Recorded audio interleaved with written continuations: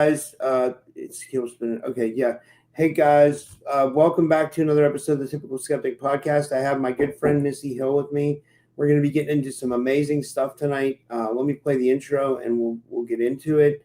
And buckle up. This is going to be a really fun show. We're going to get into some really interesting stuff. So here we go.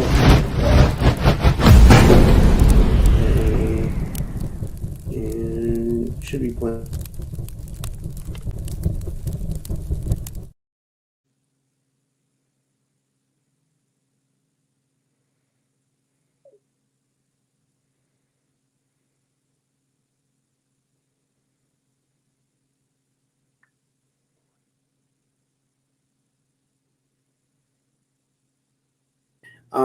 Let me just switch back to the main screen here. Okay. Oh, I was saying my mic was muted. Sorry.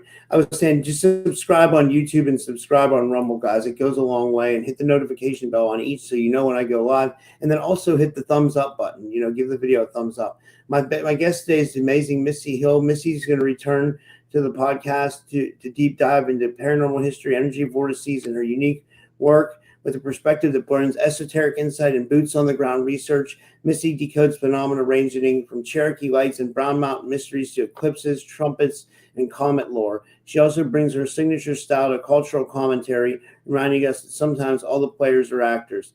As the autumn equinox energies shift and we head towards Halloween and the holiday season, Missy connects cosmic events with earthly mysteries across the Blue Ridge Parkway. And, I'd like to give her a big warm welcome back to the show. Missy, thanks so much for coming back on. How are you? Oh, I'm great. And I'm back in Cherokee, Cherokee, North Carolina. And I'll just tell you, it's been a year now since Helene. And last fall in 2024 in October is when I actually went to Arkansas with Indy.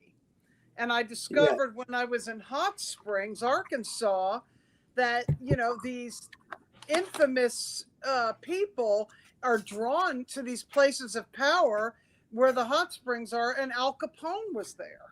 And I actually went to Al Capone's room where he was staying. I saw the room in the hotel where he was staying at the Arlington Hotel, and I could feel the power in that town. And when I got back to the casino here, it's like I could feel the power, especially when I was in the pool. And I'm like, they build these places where they have the money changers, all this with money and gaming and stuff on these vortexes, and it draws people. It really draws people. I mean, that's why I look at Vegas, why it's a hot spot. It's like it has natural vortex energy because there's a bunch of hot springs around there. Maybe not in that area itself, but there's hot springs all around there. I mean, just north of Las Vegas, there's a hot springs, and this brings me into what I want to segue, because we weren't going to talk about this. Then we were, and now we definitely are, since your Carrie Cassidy interview, which was amazing and very interesting. I listened to that when I was working out today at the hotel. It brings up a lot of things, especially this thing of 107, it dressed up in a fat suit as a redneck. I mean, it's just hysterical. And I say all the world is staged, because remember when I tapped into the whole Charlie Kirk thing initially, because I was not really a follower of him. So I had to put the two together because it's just too much to pay attention to. And I was seeing how it somehow connects into, somebody brought up Phoenix, Arizona, the Phoenix rising out of the ashes. Orem, Utah connects into Vegas, Area 51, Nellis Air Force Base, all that. And I've been actually, channeling a lot of that energy, because I'm writing this book right now, and Vegas and going out west is a big part of the book, because when I was over the road as a truck driver, I spent a lot of time out in Las Vegas, going to the Luxor, going to the Excalibur, going to a place, I don't know if it's around anymore, called the Wild Wild West. As you know, Art Bell was in Pahrump, Nevada. And then I even went up to places called Ellie. It snows in Ellie. I mean, it's gorgeous. And a lot of these lands out there are what's called like wild land. They're like government lands, but there's nothing. a whole lot of nothing. Like Rachel, Nevada, if you went to Rachel, Nevada, where the little alien inn is, a whole lot of nothing, that whole area. I mean, it's not an area that you're going to want to be for a very long time.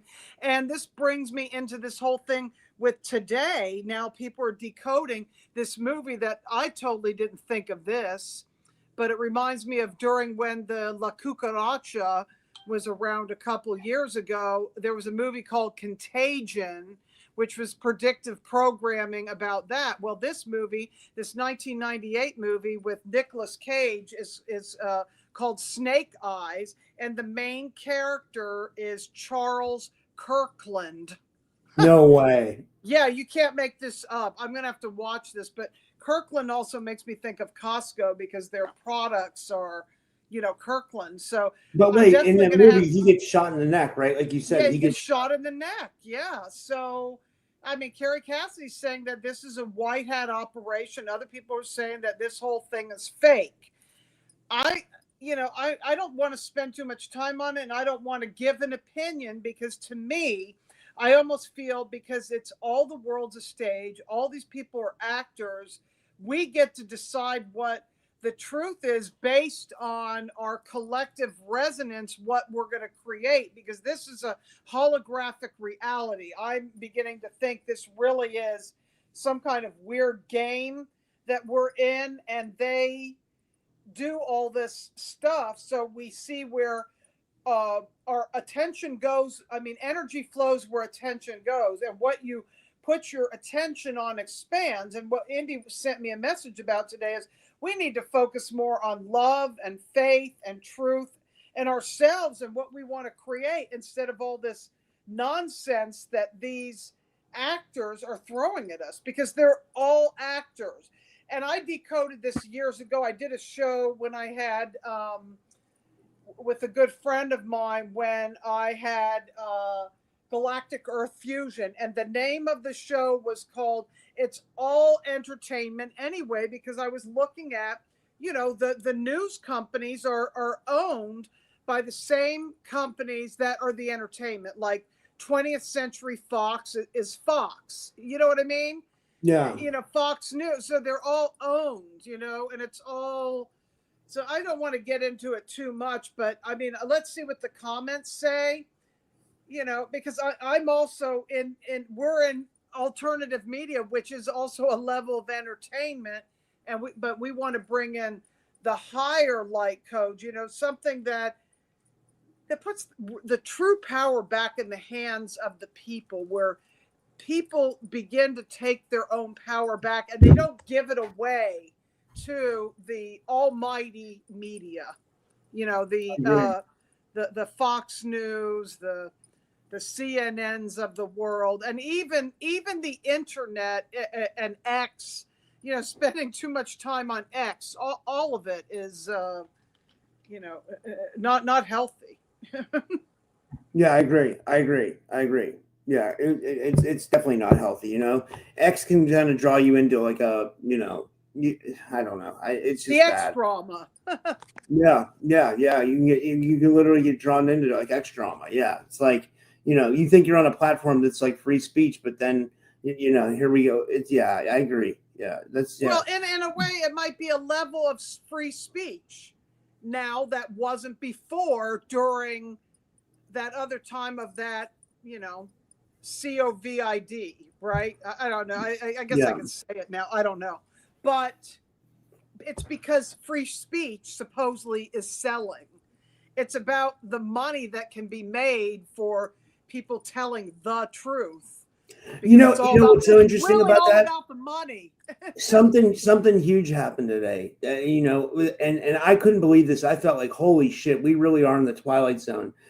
Okay, so this is really huge news, and I'm really happy for them. But my friends over at Journey to Truth, Tyler and Aaron, got their YouTube channel reinstated. But guess what? Here's the kicker. YouTube put out an announcement that they are going to start, they're apologizing for taking people's channels down, and they're going to start giving people their channels back. And why? Because it just ties into what you said, because truth is selling. You know what I mean? And they It's all want that. about the money. They probably see a lot of people are going to Rumble. Like yesterday, I did that interview with Carrie Cassidy on Rumble. It got 4,000 views. I'm sure, already, I'm sure YouTube sees like not just my channel, but a lot of channels doing stuff like that. And they're like, oh, we could capitalize on this. So now they're going to try to play that. But you know what? Like Rumble was there for me when YouTube wasn't. So, even if they give me my old channel back that they took down, that doesn't mean I'll give up on Rumble because, like Rumble, well, yeah, like I said, Rumble was there when YouTube wasn't, you know what I mean? And when YouTube didn't give a fuck. So that's something we all have to remember, Right. It's all about the game.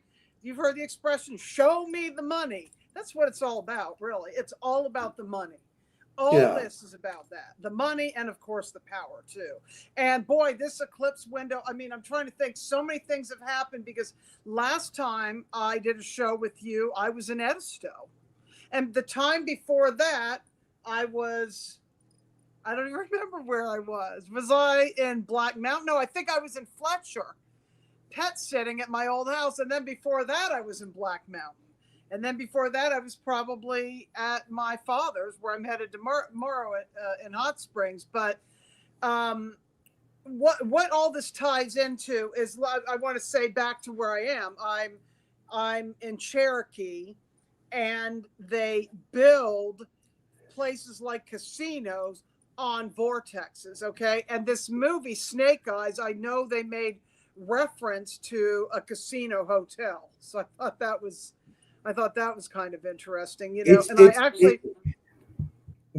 ahead. When I was walking the floor, I was feeling like, there's like almost like a bridge going from here to Las Vegas. It's so weird. I don't know why I feel I am just being pulled to the desert at some point, and also through this book that I'm writing.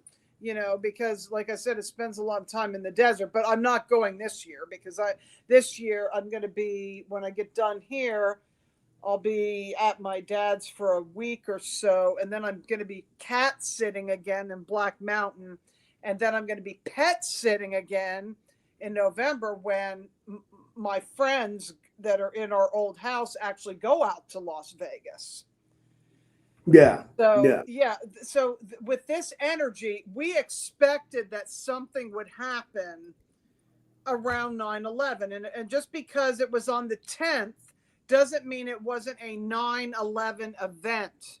It was a 9/11 event, which is the 911 codes. It was a catastrophic event, an event of harvesting people's emotional loose energy. Right. And then there was also the higher notes of people's emotional energy, where people have compassion, sadness, all different kinds of emotions. And you can tap into the frequency of the different emotional bands. That's what was going on. That's why I was saying I could actually feel with the whole Captain Kirk thing and the Beam Me Up, Scotty, which is what our last show was about, that Charlie Kirk could almost be sort of like an avatar being, whether he's dead or alive, because of the tulpa that people create around that, whether it's his spirit or actually a tulpa. And this is why I don't ever think we will get to the bottom of the real truth of anything, really, because there are black magicians and sorcerers that I got this download really clear. I've seen this before. I've read about this in the Carlos Castaneda books, but this is key, that there are people and entities that are so invested in keeping a certain thought form in place around an event. So that way, whatever you're doing in plain sight, the people can't see it, because obviously they have to disclose everything they do. So if this thing is predictive programming, it was predicted in the movies, they're showing us what they're doing, but we can't get to the truth of it because there's so much mind control and spell work done around it. So that way, when you're looking at it, you get sucked into the emotionalness of it, and you can't break it down. I mean, I was really removed from it and didn't give it much energy at all, even hardly looking at it, because I just wasn't called to until, just a little bit later, because I've already been through so many of these false flags with the 9/11 event.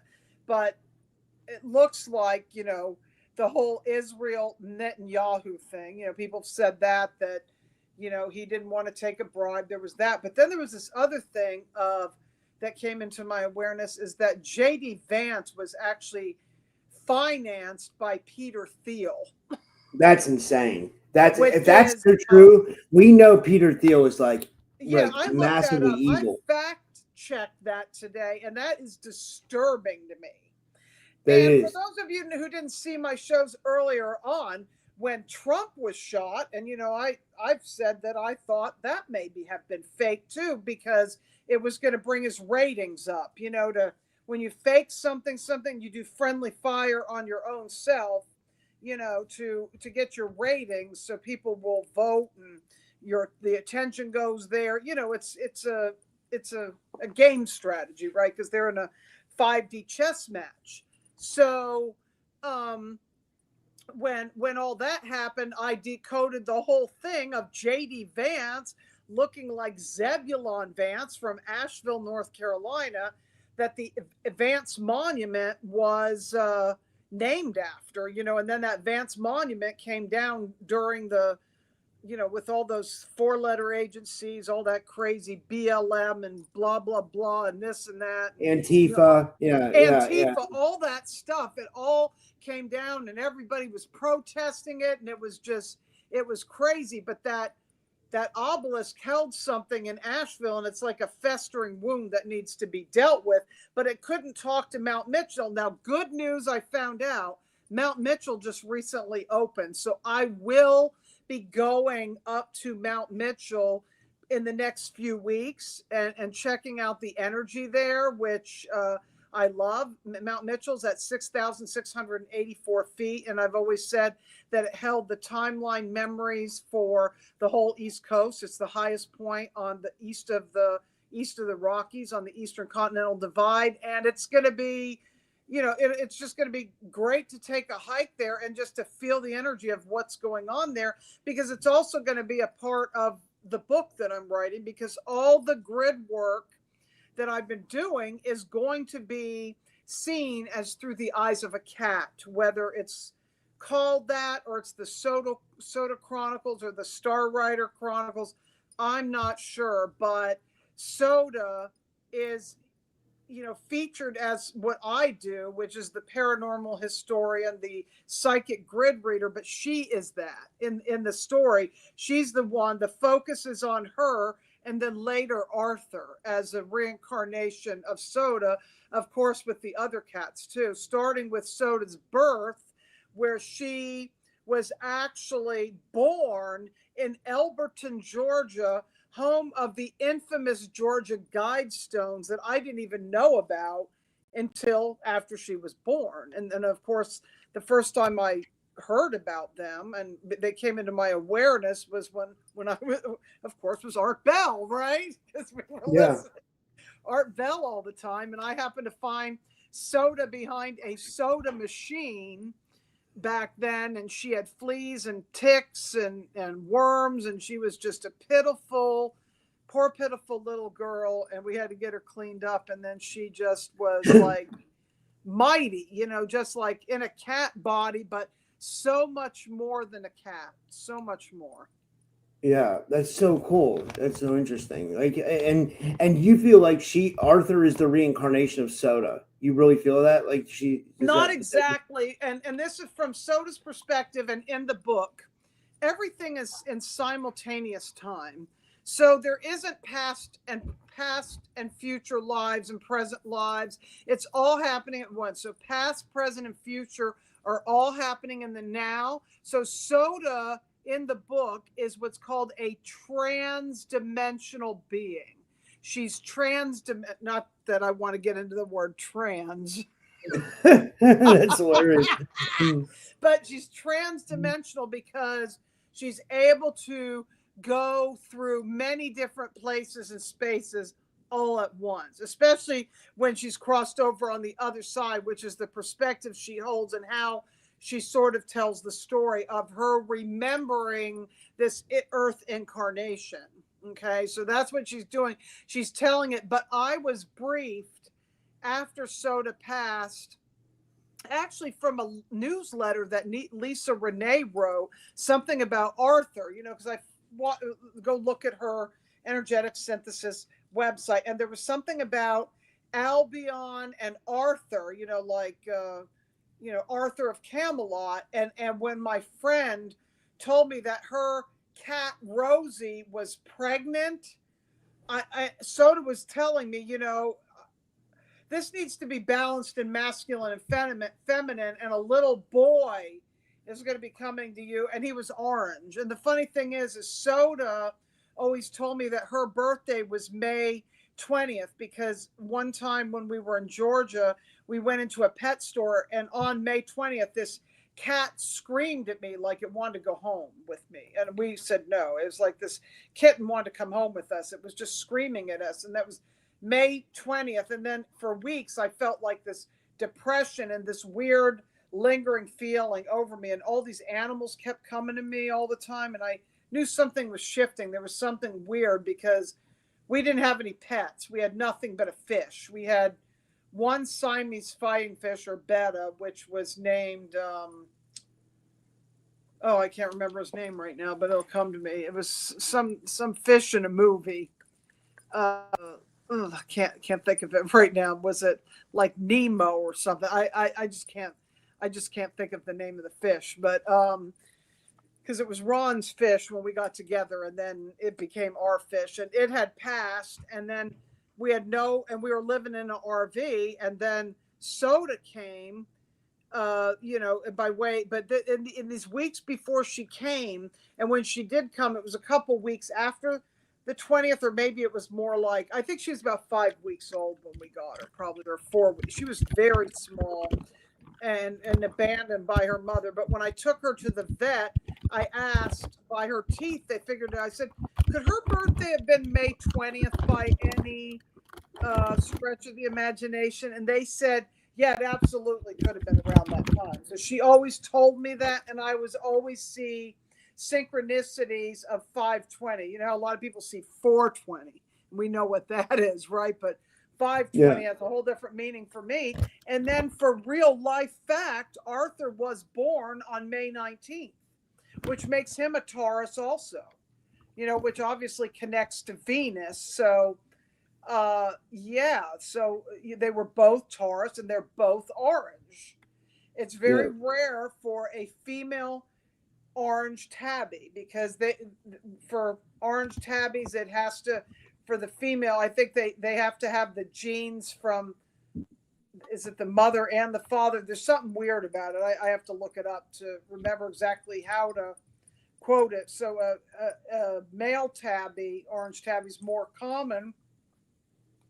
Soda had bright green eyes, and Arthur has amber eyes. So, I'll be telling the story of how, Arthur's like sort of taking over for Soda in the male form and balancing the masculine feminine template as far as the grids.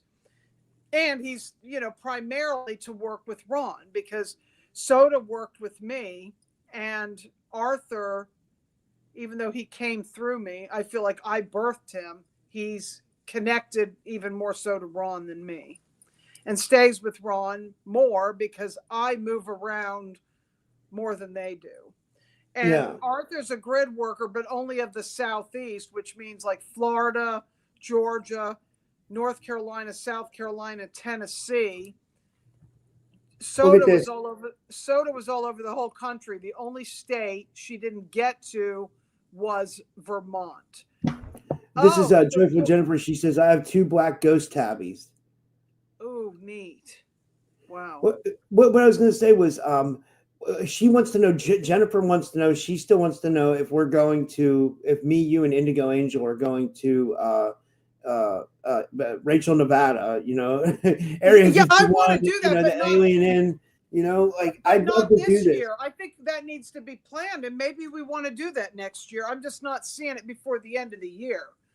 You Yeah. just came back from Iowa anyway. I don't think you're going anywhere the rest of this year, are you? Holy shit, Missy. I told this story already, but something really traumatic happened on my way home. I think I told you this. I was on an all-night bus ride home, and not only did I have to deal with like Christian zealots behind me, like talking about this like crazy, like untrue apocalypse shit, you know what I mean? And really like also false teachings of Jesus. And I just wanted to like butt in, but I didn't. So that was bad enough, Oh, And then wow. I had another guy in front of me who was like rapping and stuff, which I can deal with that, And then I met a couple brothers on the bus and I smoked weed with them and stuff. So that was all good, right?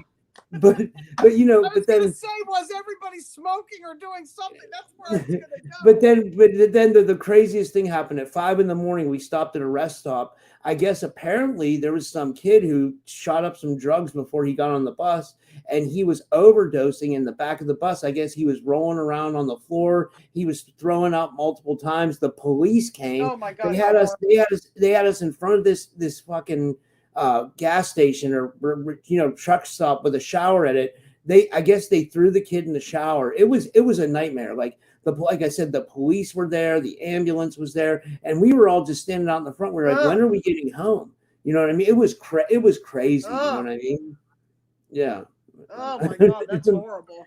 Oh yeah, it was yeah, it was a story. It was definitely there's never a dull moment on the Greyhound. I'll tell you that.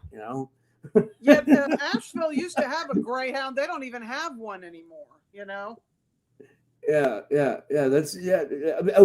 I mean, they do go all over. Oh, listen to this. This is another really interesting thing about the Greyhound. And I'm not being. This isn't racial or anything. This is just a fact, guys. Like every Greyhound bus driver is Chinese and they don't speak English. They use Google Translate. Wow.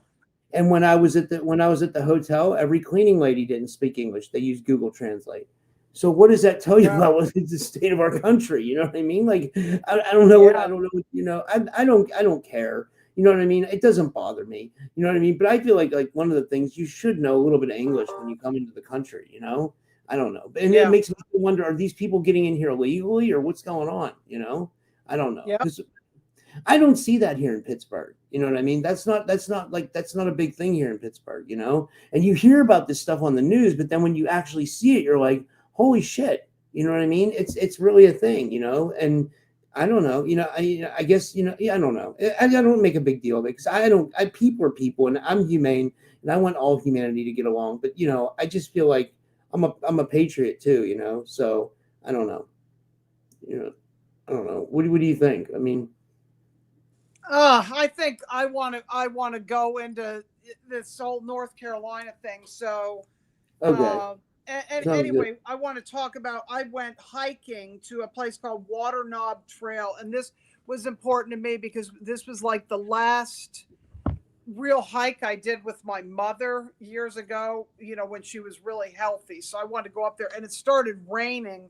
And this is what it kind of looks like. I mean, if you can see, I think I sent you some of the pictures of what this is like. High elevation. It's on really high elevation. So it was just the gorgeous. Pictures you sent me look beautiful that we used for the thumbnail. Yeah. So this was interesting because I was seeing synchronicities of steps.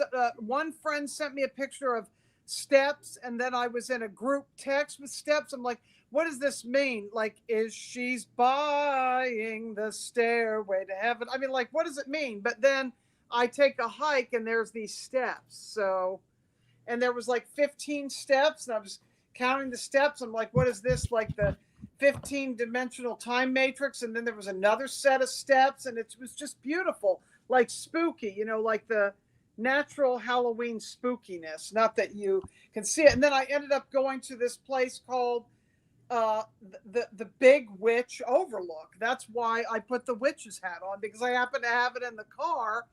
And, it's just a beautiful area named after one of the last Cherokee medicine men. And that's why they call it the Big Witch Overlook. And not far from there is another place, which is where one time Ron and I went and we heard something, with like the scratching in the woods and stuff like that. And that whether that's like Sasquatch, I don't know, but people see the Cherokee lights there, but we didn't see them, which is sort of like the Brown Mountain lights. And it's interesting because I've been watching things like Ancient Aliens, you know, because I don't have TV. So since I just put the TV on, see what's on, the Ancient Aliens was on. There was something about the Hezbollah lights, you know, in Norway. And then today I was tuning into Sardinia, which is the well of Christina, you know, that Georgia Tsoukalos and David Childress went down there. I don't know how old this was. This wasn't a new episode, but yeah, there's something definitely going on down there in the middle of the Mediterranean. I could feel it. I could feel some kind of something anchoring there, and also in the Polynesian Triangle Islands, which is What do you called, think's going on? What do you think? It's like an energy? I think it's positive. I think there's some energy coming up from underneath to do with these aquifers, which is something to do with internal, eternal creation coming in. That's where energy comes in certain locations. So there's something coming online, you know, as things are coming online in Norway and Ireland and Scotland. There's also something coming online near there because there's something coming online in the Iona, you know, because I've known people that have gone down to Iona. I knew a few people that have been to Italy recently, like last month, like 3 different people I knew had gone to Italy. And I'm like, why now? I got a question, Missy, and this is kind of like cliche for like, you know, but this ties back into the Carrie Cassidy interview. Another thing she talked about was this 3-eye atlas, and it seems like it's a really popular topic in our community right now. And why I bring this up is it's going to tie into what you said, right? I'll bring it all together here, but like, you know, a lot of people think this thing is some kind of craft or it's some alien craft. And, you know, like some people think it's benevolent. Some people think that it's here to send energy onto the planet, you know? And, you know, from what Carrie showed yesterday, it looked like it has some like, you know, it has some things accompanying it now. So it's not traveling alone. It's the traveling swan, with like 9. Yeah. Yeah. Okay. So maybe that's sending energy onto the planet. You know, maybe that's maybe it isn't. But I mean, like Ron Castaldo says, comets bring that kind of stuff in anyway. So even if it's a comet or a spaceship, whatever it is, it could be bringing energy onto the planet. I don't know. That kind of ties into kind of what you're saying. Yeah, you know and it's from the lens of perception. What you're looking at is what you might bring in. Like, is it Anunnaki? Maybe. Is it something higher than that? I don't know. I'm not getting any of that. I'm kind of going back to what Wayne Dyer said many years ago. You'll believe it. You'll see it when you believe it. Whatever it is that you're looking for out there, when you find it within yourself, that's what you're going to manifest. And if this is a holographic reality, we want to manifest what we want to manifest. Yeah, because another thing that was on with the TV when I was flipping around it, and I had the sound down because I was writing my book, was Disney's Peter Pan. And we all know about Disney and this and that. But when I looked at it from this other perspective of Captain Hook fighting Peter Pan, he was flying around a dream. I'm like, this is just like a dream reality, right? That's basically what they're showing you with that story, that when you're dreaming, and we've talked about dreams a lot, you're going into a different reality. Well, this whole thing is a dream that we're in. I mean, we're in a waking dream, right? So when we become more lucid within the waking dream that we're in, things open up and we can start to create more of what we want. And it's interesting, as I'm writing this book, I'm actually feeling that connection. There's something about having to get it out, get the information out of me to cleanse and purify, and then go in the pool or whatever, and then more information comes in. But if I don't like disperse it, that's why I wanted to be on the show, because it's like I got to talk about this stuff because I'm trying to bring more information in, and if I can't get it out, you know, it's like being constipated. That's hilarious. Yeah. It's like spiritually and energetically constipated. If you can't get it out, how are you going to bring new energy in? Which is what. That's a good point. I'm trying to do. So let's just say Indy and I had a fun conversation. Let's just say, going back to Trump, the trumpets, things like that. What if he is a general from Orion? Is he from Mintaka, or is he from Rigel, or is he from Betelgeuse, which I like to call Beetlejuice because of the Beetlejuice movie? I mean, Yeah. I don't know. And maybe it's all of it. Maybe we all have everything, and it's what we are resonating at the moment is where our station of identity is in that moment, because we're also holographic unto ourselves. But I got a question, Missy. Like, what about things that happen to people that are out of their control?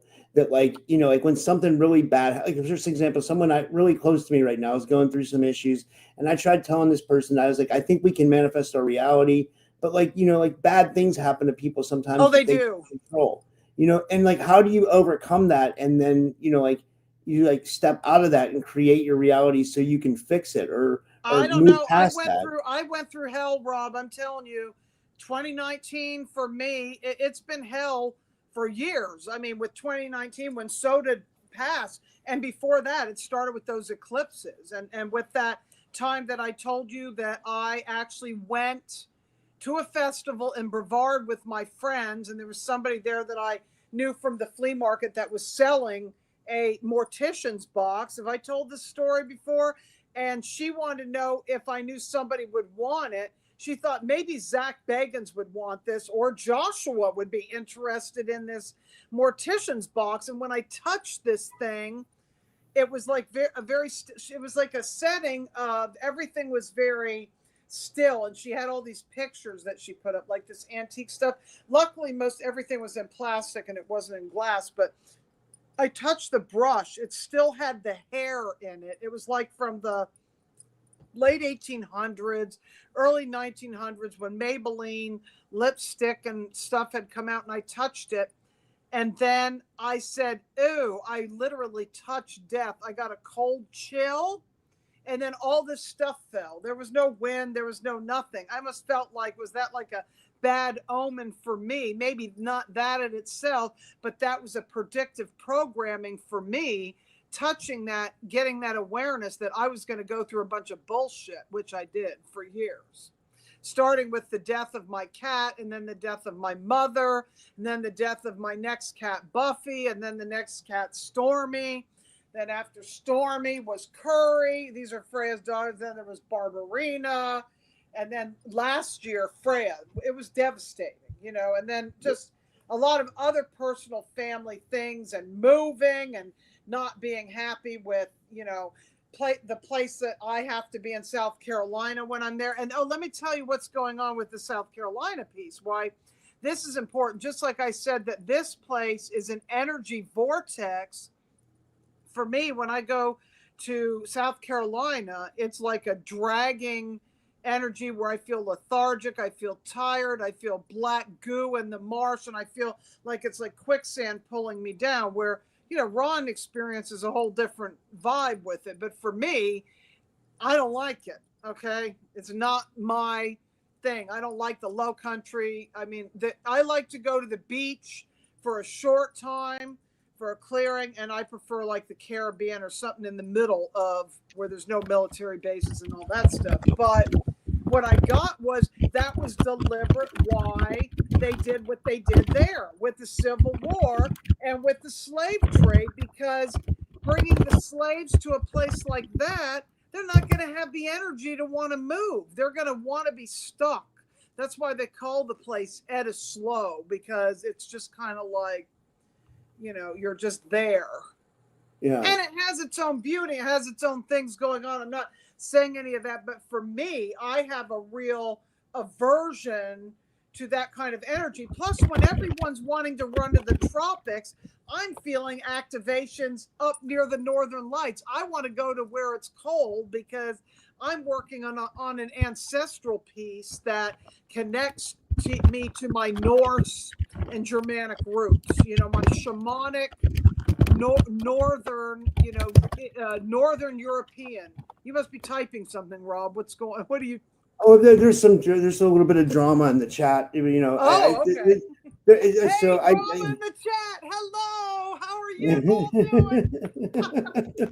it's not anything that involves like it's like, a couple people like got into arguments, and then this one guy, he comes back, he's cool. It's Pucko, he's a good guy, but like, you know, like he causes issues sometimes, and like, you know, I don't want to kick anybody out. I don't want to, you know, but I also don't want anybody starting problems either. So you know what I mean. So like, I try to give everybody a chance. I don't know.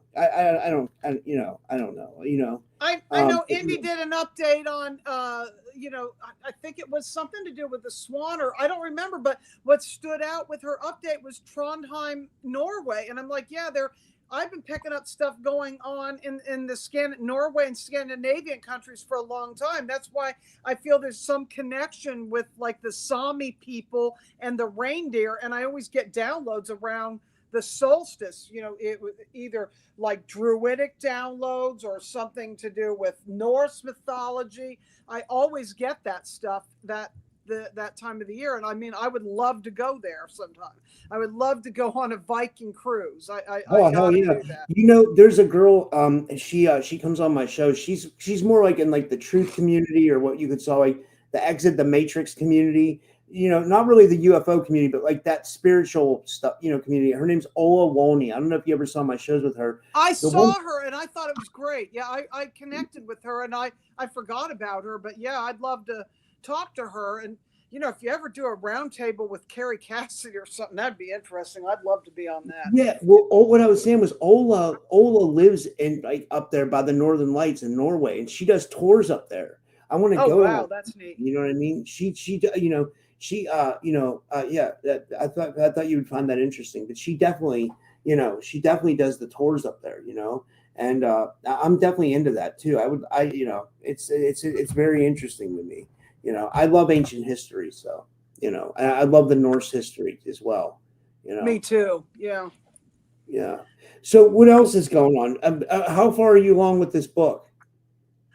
I'm all over the place with it, because what happens when you start writing and you're using, you know, you're kind of having talks with AI, because it's like you're putting it into, you know, you're getting your ideas down. What happens is you bounce all over the place when and between my writing and the ideas it's giving me of where like to put things, how to do it forward, because I've never actually, I mean I've written articles before, but I've never actually written a book. So there's a lot that goes into it. You got to look at like when you're taking from other people, you're referencing, you know, you're referencing people. And I asked you if you want to be a book character, so I'm going to actually develop you as a book character. And you know, Arthur's been on your show, so it's going to have something to do with Arthur. I don't know. That's so cool. That's, you know, Ray put me in his book recently. Ray, you know, Ray, who comes on the show with you in the holidays or whatever, he came out with a book called Let's Go Off Planet, and his whole book is based on his appearances on my show.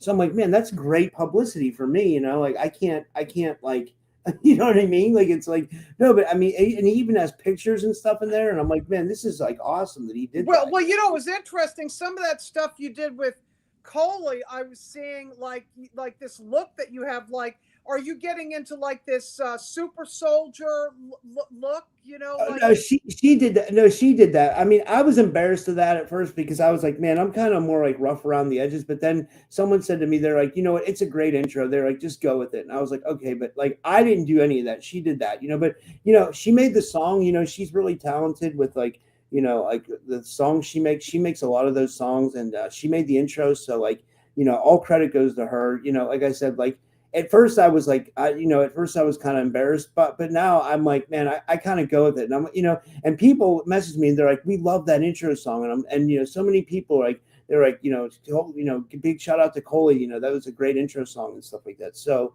you know, I just, yeah, like Joyful Jennifer just said in the audience, she said, I love it. So yeah, you know, I'm happy to have her as a podcast partner. She's an amazing. Yeah. What do you feel that you would want your character to be? I mean, it would be you as a public persona, but as we develop it, it's like, what would your like superpower be? What would you want? You could tell us on air, because I'm going to develop where you would want to go with it. Maybe this will help. My senior year high school psychology teacher told me that I was able to read people well, and he said that way he thought that would make me a good criminal. Oh, I don't know if that's that funny helps you at all. because in the book, Curry, my cat Curry, I always said, that if she was a human, she would be able to break into anything, where she'd be able to break into safes. Yeah, yeah. So So maybe Curry is going to pay you a visit then. that's cool. That's really cool. It's yeah. So I don't know. Yeah, but so yeah, it's yeah, and then I was listening to a lot of Art Bell on my way back from my trip too. I was listening to. I think I listened to like 3 or 4 back to back Ghost to Ghost episodes. Because it's getting close to like Halloween time. And I love those where he would take the calls and people would tell their ghost stories. And you know what? I think I want to do that this year. Like I'm going to have my yearly. You said Halloween. you're going to take calls. Yeah, you said you're going to take calls. That's what I really want to do, and I want to have like a ghost to ghost type show where people call in and just tell their ghost stories around Halloween time. I think that would be really fun. That's what I really want to do. And I have the, when I went to see Coley, she gave me an audio mixer. She gave me this audio thing that you plug your phone in, and then you plug it into your computer. So I'm going to use that, and hopefully that helps me learn I got to learn how to take calls. I'm going to figure it out.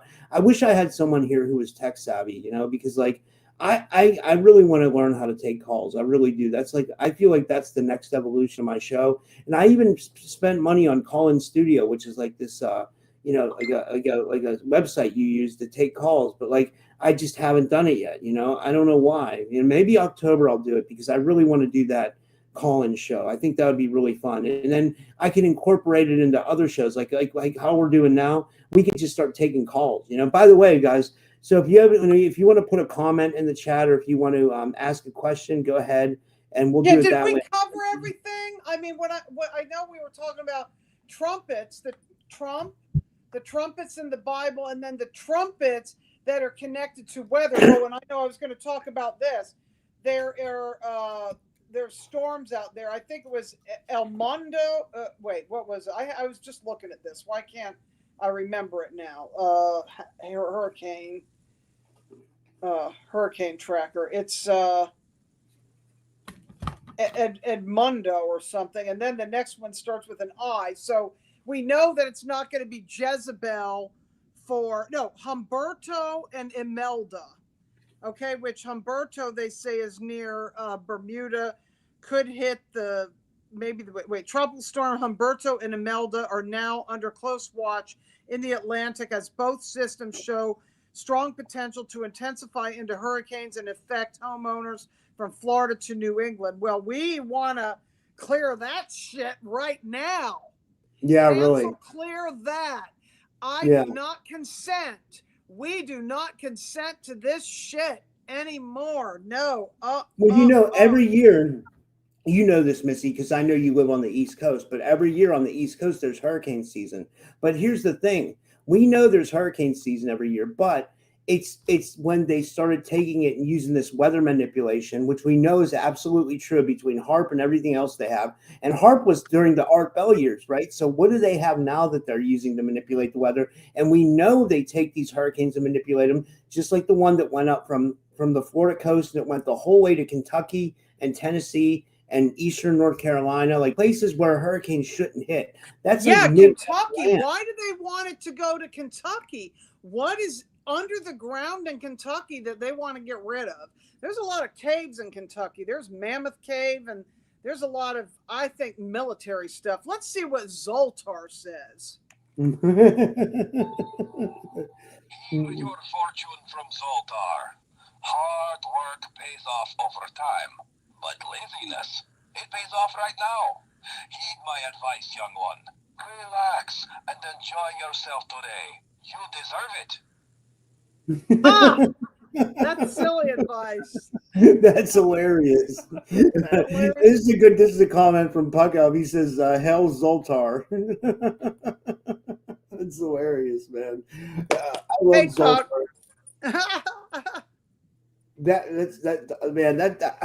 Where did you get that thing at? I got to get one of those. I love Zoltar. Actually, I got it on Amazon because I've been fascinated with Zoltar for a long time, and at times I feel like I need to invest in a machine and put Well, it somewhere. didn't you say that like your friend Joshua P. Warren that was for you guys that don't know, Joshua P. Warren was on Coast to Coast AM, and he's a big ghost hunter type dude, big in the paranormal community. He has a wishing machine, right? Or he makes a wishing machine. Yeah, he makes wishing machines, which is radionics boxes. Yeah. Yeah, and Do you he's think they been to the work? Zoltar factory. I know that. And he also has because Zoltar is from Boulder City, Nevada. And actually, Joshua has a tour in Boulder City. He has a Boulder City ghost tour now. Wow. That's so cool.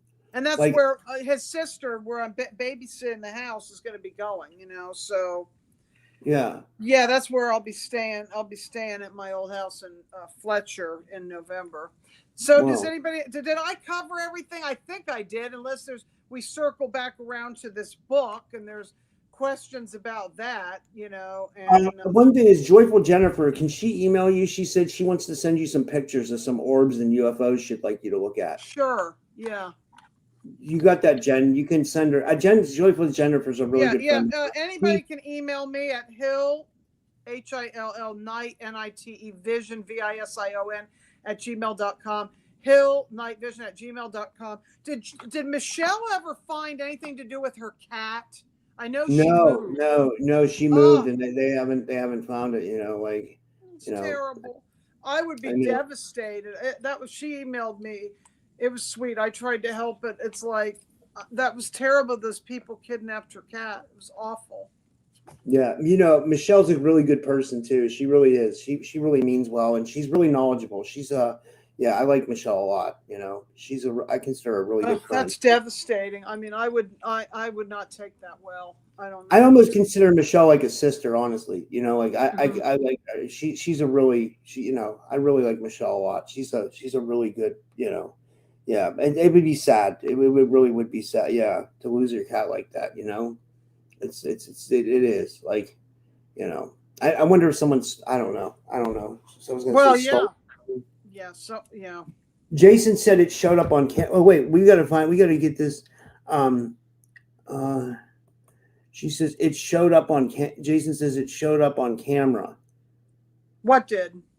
The cat, I guess. I guess it showed up on camera. Oh wow.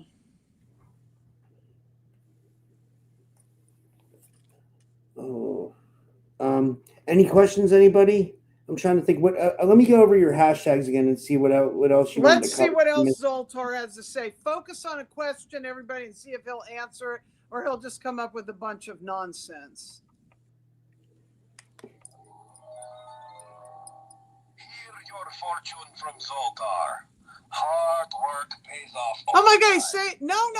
You already said that. You can't say that again. What is wrong with you? He might be stuck on the record. Okay, here we go. Live as if you'll die today. That's right. You must live your days as if they were your last. Because one day they will be. You know what I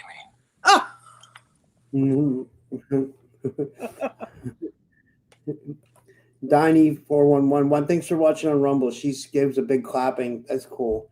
Yeah. What about this 36 days till Halloween and 91 days till Christmas? We're definitely entering the holiday season.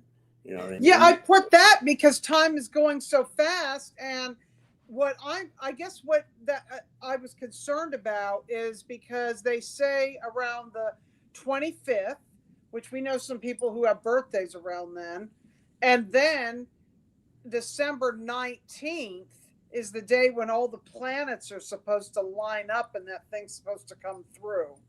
That's what Carrie said on your show. Something about December 19th. So yeah, I don't know. Makes me wonder. Yeah. So I think we should honestly try to plan this. We should plan this trip to Rachel, Nevada. I really do.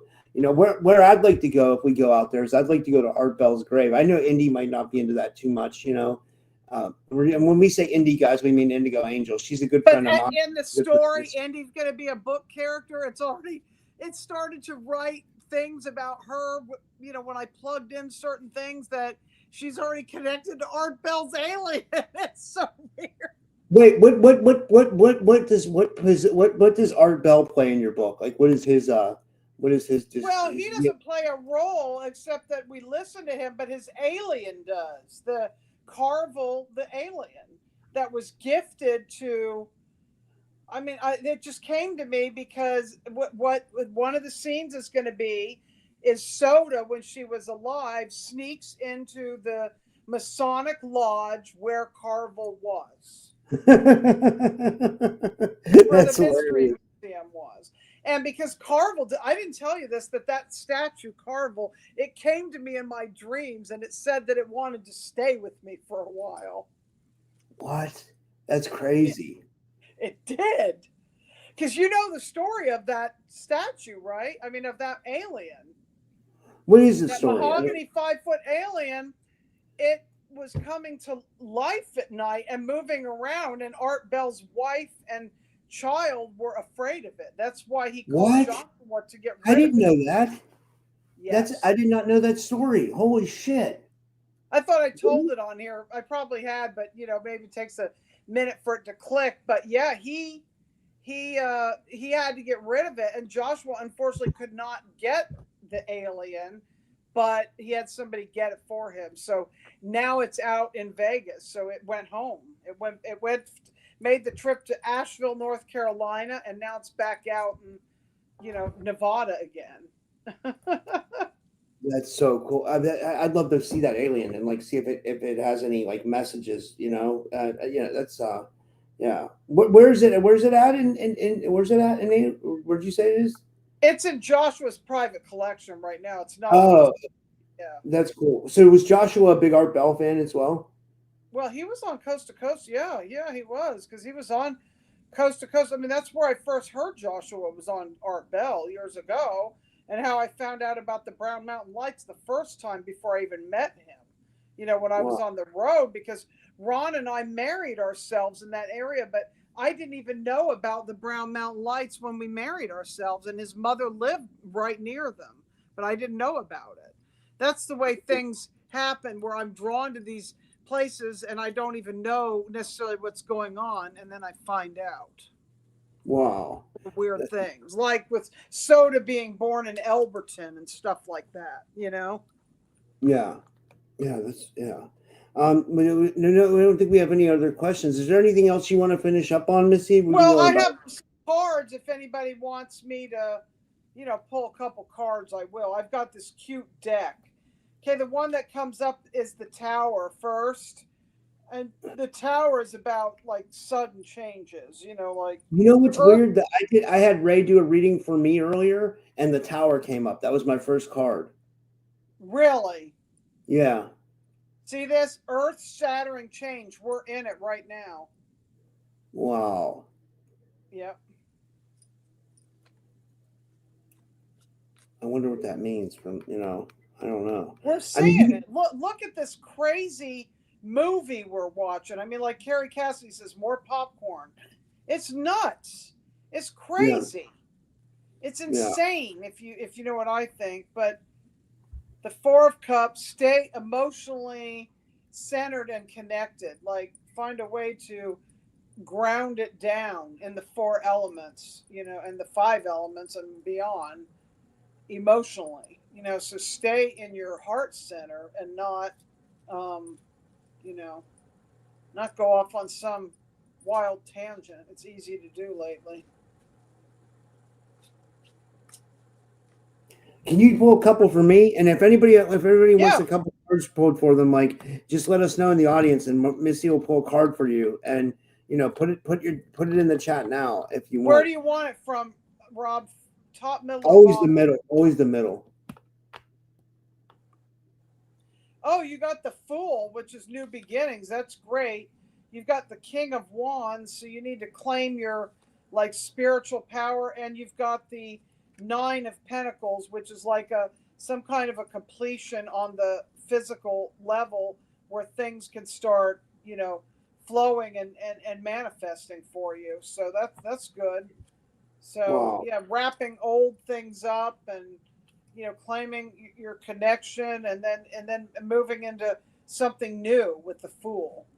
But you know, Yeah. the fool can also be blindsided. That's the misfortune of the fool. So you have to have awareness, right? When you're, you know, awareness is the key when you're, you know, when you've got that fool energy coming in, because it's the infinite possibilities. It's the zero cards, and it's like the egg. It's like the seed of something new. So you can also be in a vulnerable state.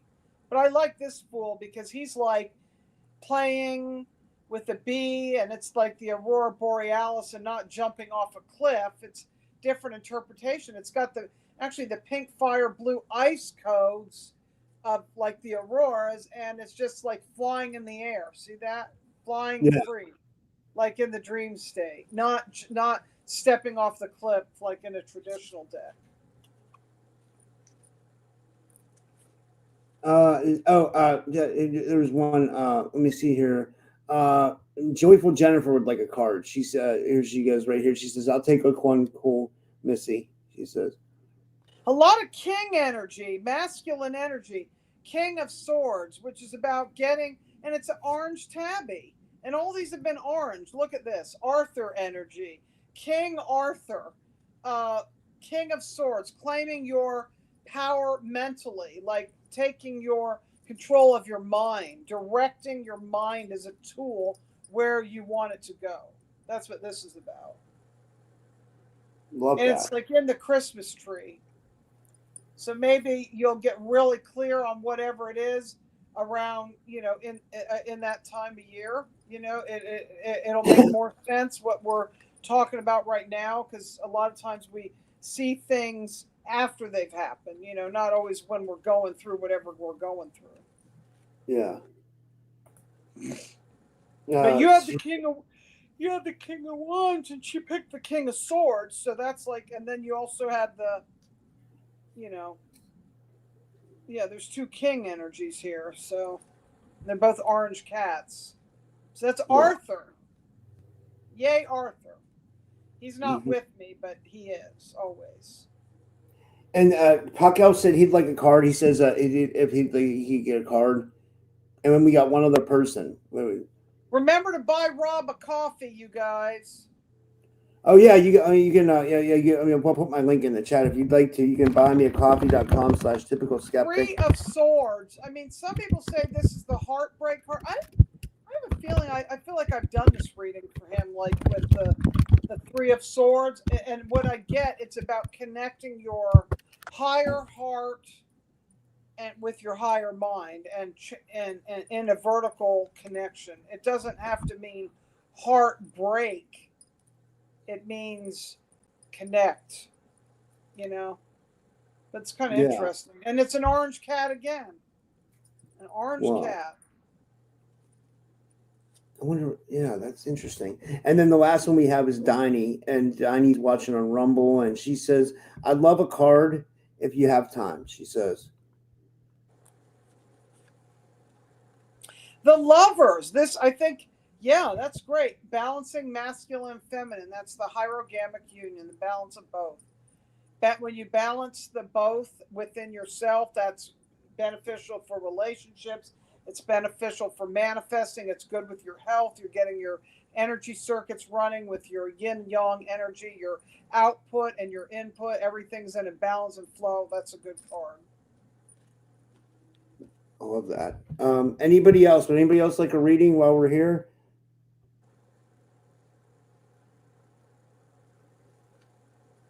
Oh, Indy messaged me. She said she was watching us. You know, so that's cool. You know, for Indy, I got the star card. She's definitely a star. Yeah, she is. Yep.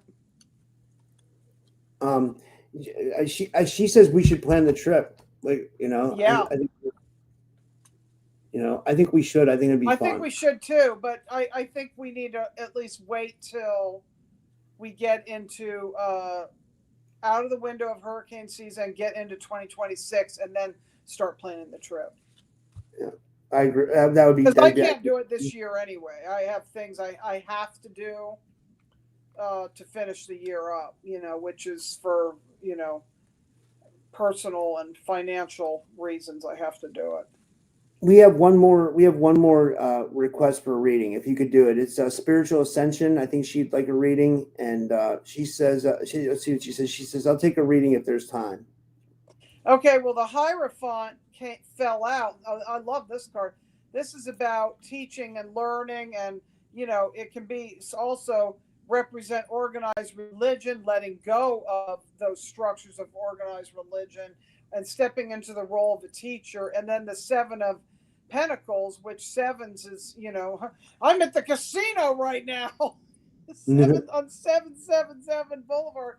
It's funny that the pentacles are strawberries. So sevens can be about also like community, and sevens can also be about manifesting. The higher number of 7 manifestation is 8. Like people saying, put the number 8 in your wallet, but I'm really not getting as much on that as I am the Hierophant. So let me. Like 7 was also, I think, like Thoth's number or something like that. Gerald Clark said. Gerald Clark. I used to listen to him before he died. His thing was like Gerald Clark 7-7. He used, and like he said the 7. Where it was like he wrote a book called Seventh Planet Mercury Rising, because like that was like supposedly like Thoth's planet, and like the 7th planet Mercury, something like that. I'd have to look it up, but I can't remember. Yeah, that could be something communication. interesting. Mercury's all about communication. Knight of Pentacles I got too, which Knight is about taking risks. So I'm almost getting this person needs to trust their financial whatever, their financial situation, and they might need to actually take a little bit of a risk, and it's okay. I don't know the timing of this risk yet. I'm not saying I see a timing, so let me maybe get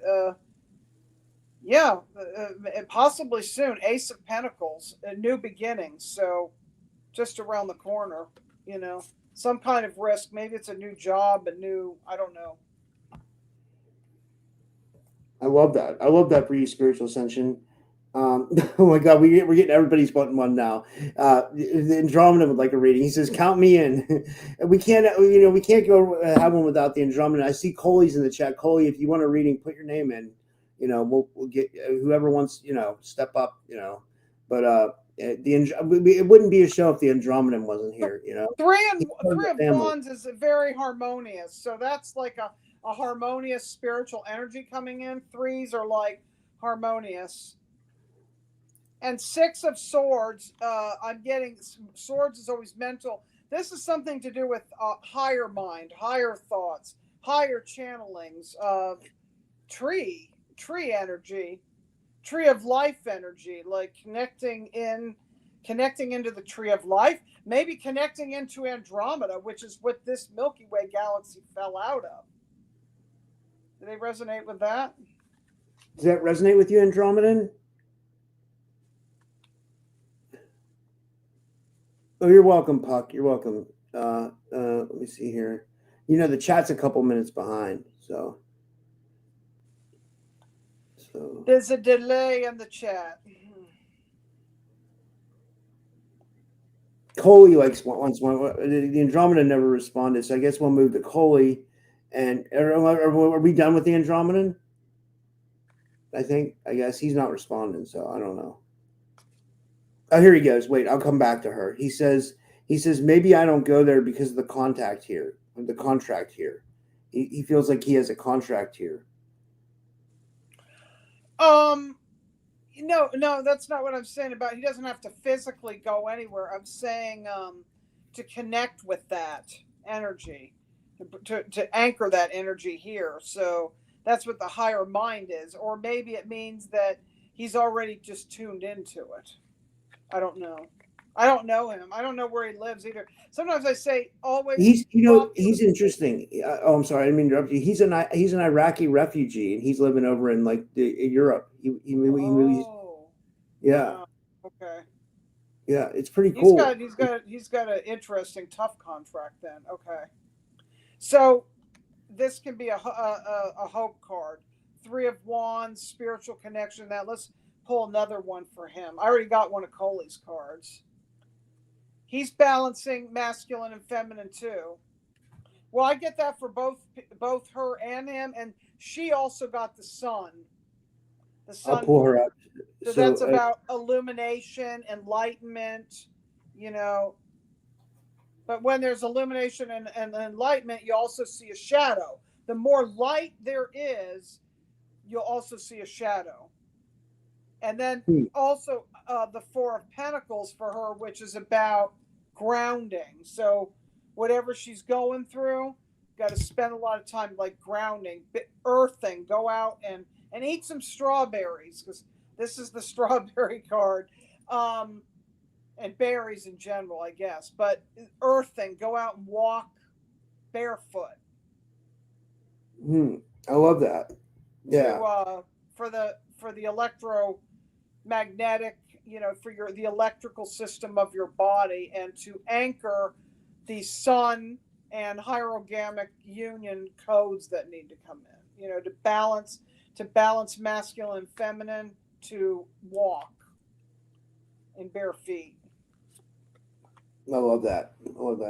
And then the Temperance card is normally Archangel Michael on the water. This is the Age of Aquarius card, the Temperance card. This is something to do with water too.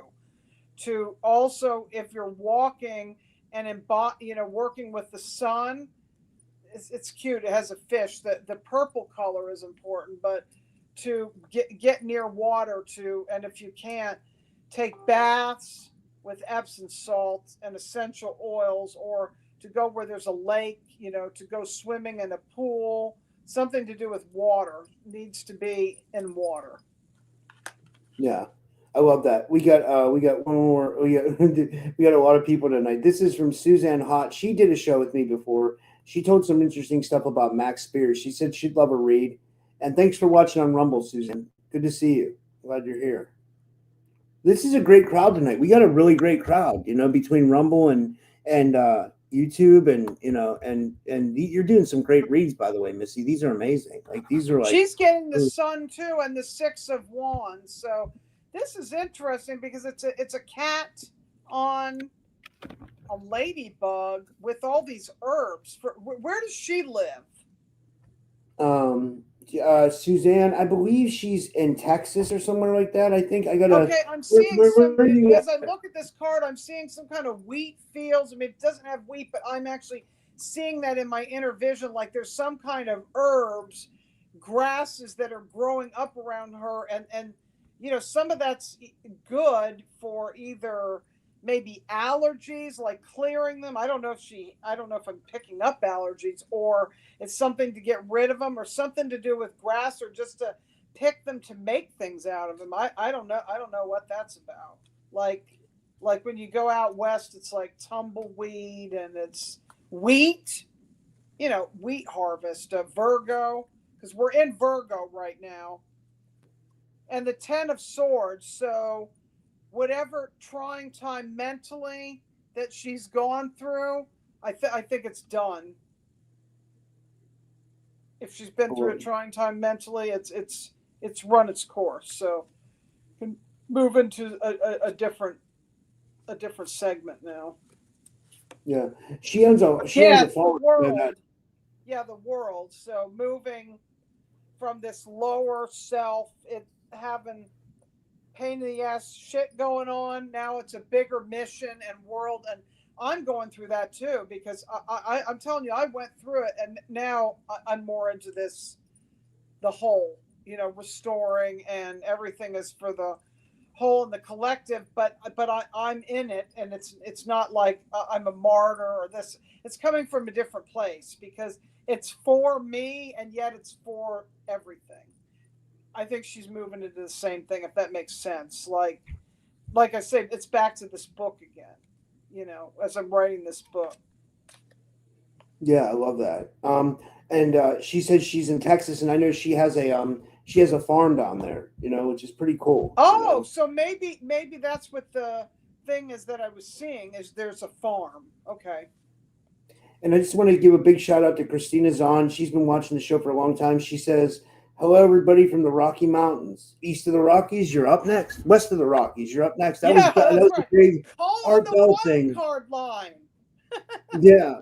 I got if I ever start to take call-ins, I'm going to adopt those terms. I'm going to find out where people are from, and I'm going to say east of the Rockies, west of the Rockies. But with this, I don't know what Art Bell would have said. He would have said hi everybody from the Rockies. I mean, she's actually right in the middle from the Rockies, you know. So it's like, you know, that's interesting, you know. I love that. Good shout out to you, Christina. Glad you're here.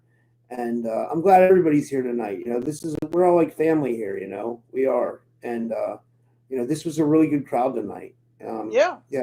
I enjoyed it. Yeah. Well, do you want to tell people where they can find you, Missy? And thanks. And you can find me on Facebook and Instagram and X. I was almost going to say Twitter, but I never actually had Twitter. It's X, but I don't use it because people don't even see me. And you can find me through mutual friends. Facebook's probably easiest. Like if you look on Raw, you'll just find me. Just type in my name. And my email is Hill, Hill, Night, Nite, Vision, Vision, @gmail.com, hillnightvision@gmail.com. And yeah, we'll connect again soon. I guess it'll be closer to the pumpkin time of the month. We'll do a big Halloween show. You know, I'm going to do a lot of Halloween shows. Like, you know, I know that they say in our community it's a bad time and stuff, but like, I still like it. You know, I like the whole idea of it. And, you know, I've said it before, all holidays are holidays. They distract you. It's like a piece of glitter, you know, yeah. And you're following it, like following a cat following the mouse or following the laser pointer. It's just, they're all in a way distractions, yet there's things there we can glean from it. But no, I mean, I don't think Halloween is any worse than any other one. I mean, Christmas is pretty dark too.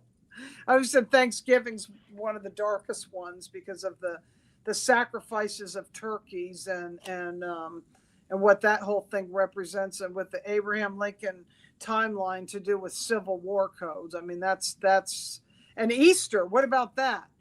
I mean, yeah. Easter might be cute with rabbits and bunnies, but worshiping, you know, crucified, impaled beings on a cross. I mean, and then they resurrect. I know Carrie Cassidy got into that too, about that well, you know, some people say Easter goes back to Ishtar too.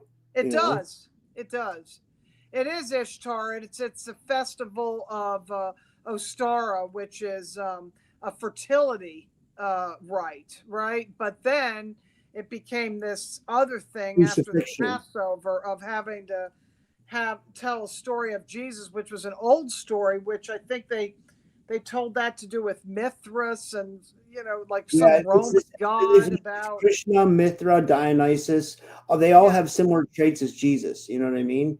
Yeah. So, you know, it makes me think, was this even a real person? But then you look into it, and I guess there was a guy named Yeshua ben Yosef. Yeah, he's a real person, but that whole story around the cross and all that stuff, I think they staged that. Yeah, I do. That's like another staging event. Like they've been staging things even before TV and the internet. How did they get away with it? How did they make all these wars happen? I mean, I guess they said, we're going to pay you and you're going to do it for the money. I mean, if you look at it, like World War II was a banker's war. You know what I mean? Yeah. It was definitely thrown by the that was definitely started by the Rothschilds, you know, or at least provoked. You know what I mean? It's all about the money and the power. Yeah. And they're all actors. I'm going to say it again. All the world's a stage, and we are all players in the game. So pick your avatar and play a good game. Play a good hand. I'm at the casino here, but I haven't felt the call. I just don't feel it. So I haven't spent any time down there. I've been in the pool. I've been in the gym, and I've been out hiking, and I'm going to go out hiking again tomorrow. And I'm just staying away from the fake reality down there. This is a hotel. When I went to Iowa recently, I stayed at the Hilton, you know, it was pretty nice. You know what I mean? But there's a lot of shit behind that name, Hilton. You know what I mean? Like, you know, the Serrata, where it was funny, where I stayed in July when I went to the conference, I stayed at a Hilton too, because they turned the Serrata into a Hilton. You know what I mean? So, you know, and when I went into one of the urinals into the public restrooms at that place, at that Serrata, it looked like something like there was an eye staring at me. You know what I mean? I didn't notice anything like weird or esoteric at this Hilton, except the people like at work in the front desk were like really like they were nice sometimes, but then sometimes standoffish. You know what I mean? Especially when it came to my bill, I was like, but I mean, I got everything worked out now, so it's all good. I love the embassy suites, because with the embassy suites, there's perks that you get. Their night reception and their breakfast for free. Yeah, it's included, which I think is great. And then, of course, the Hilton has a gym and a pool and all that stuff. They usually do. They usually have a restaurant, but with the embassy suites, it's part of it. Yeah.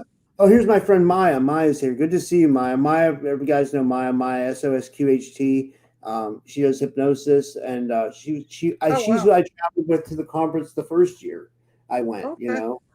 I don't even think she knows I went to Iowa, recently. So James's conference is going to be coming up. I really wanted to go to that, but I couldn't. So I'll probably want to do it online, because I'm going to be cat sitting at that time.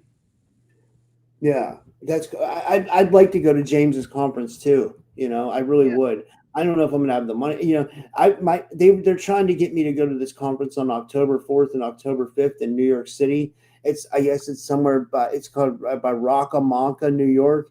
And I guess Laura Eisenhower is going to be there, Carrie Cassidy, Brad Olson, Ra Castaldo, and Wow. Ra's trying to get me to go, and I can share a room with him. But then also, they want me to live stream it. But then it's like if I can get my expenses paid for it, I'll go. But I'm not putting out any more of my own money to go to I'm just not that I didn't really have to with the first conference, but like I just don't want to get into that. So like if they pay my expenses, I'll go and do it. But otherwise, I'm gonna tap out of conferences for a while. I think Right. I don't know.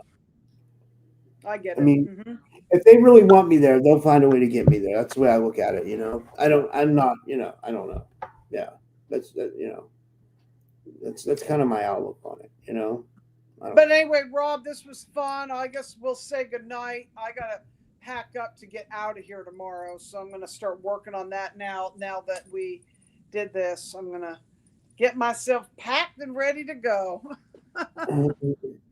All right. Well, thank you everybody for tuning in. We had a great show tonight. I'll see you guys all tomorrow. Listen, real quick before, if you need to go, thank you, Missy. It was great having you. I just want to tell you guys real quick. Tomorrow I have Dr. West coming on at 3 p.m. with Amy Loisel. Then at 6 p.m., Psychic Liz Cross is going to come on. We're going to do mind probes and readings and a live Q&A. And then at 8 p.m. Eastern, I have a show with Coley. Me and Coley are going to interview a cryptozoologist. I can't remember his name. So big cool. That sounds fun.